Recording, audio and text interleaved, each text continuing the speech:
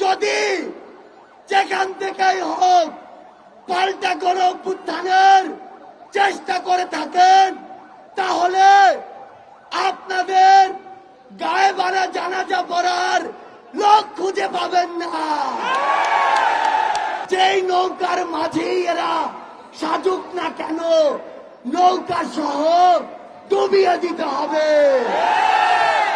যতদিন পর্যন্ত জনতার দ্বারা নির্বাচিত জনগণের সরকারের হাতে ক্ষমতা না যায়, ততদিন পর্যন্ত রাজপথে 10 মিনিটের ঘোষণায় নামার জন্য প্রস্তুত থাকতে হবে। যেই স্বৈরাচারী সরকার পুলিশ দিয়ে আমাদের ব্যারিকেড দিয়েছিল, সেই স্বৈরাচারী সরকার কোথায়? সেই পুলিশ কোথায়? আমরা স্পষ্ট করে বলে দিতে চাই, বাংলাদেশের ছাত্র জনতাকে ব্যারিকেড দিয়ে আটকে দেওয়া সম্ভব নয়। যদি আটকে দিতে চান, গদিতে আগুন জ্বলবে।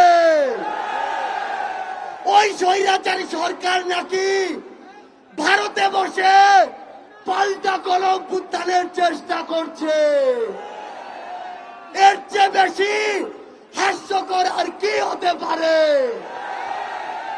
আমরা স্পষ্ট করে বলে দিতে চাই, যদি যেখান থেকেই হোক পাল্টা গণ অভ্যুত্থানের চেষ্টা করে থাকেন, তাহলে আপনাদের গায়ে বাড়া জানাজা পড়ার লোক খুঁজে পাবেন না।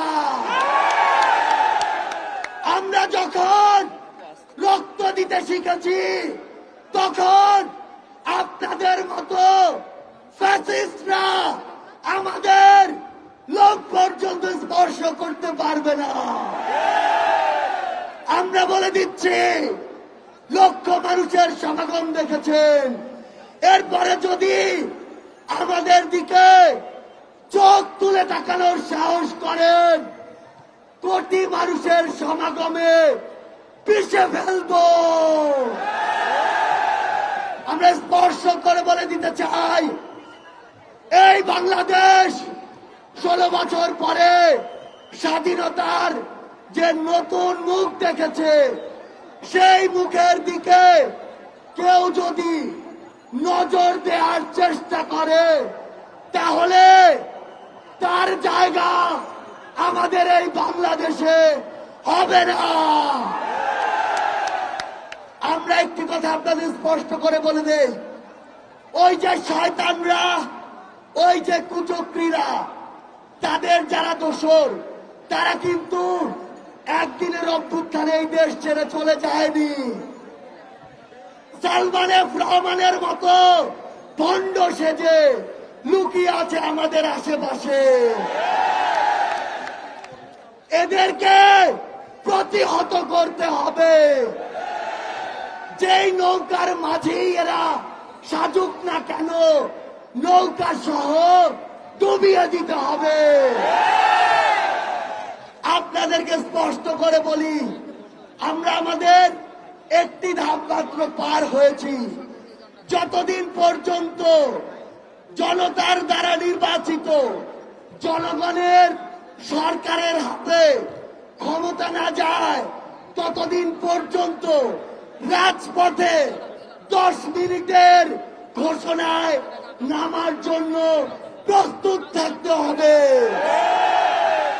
যেই গর্ত দিয়ে ওই ফ্যাসিস্টের দোসররা বের হওয়ার চেষ্টা করবে, 2টা কাজ করতে হবে। সেই গর্তেই তাদেরকে ঢুকিয়ে দিতে হবে এবং ওই গর্তে তালা দিয়ে দিতে হবে। আমরা স্পষ্ট করে বলি, বৈষম্য বিরোধী ছাত্র আন্দোলন বাংলাদেশের কোন নির্দিষ্ট মতের বা দলের আন্দোলন ছিল না।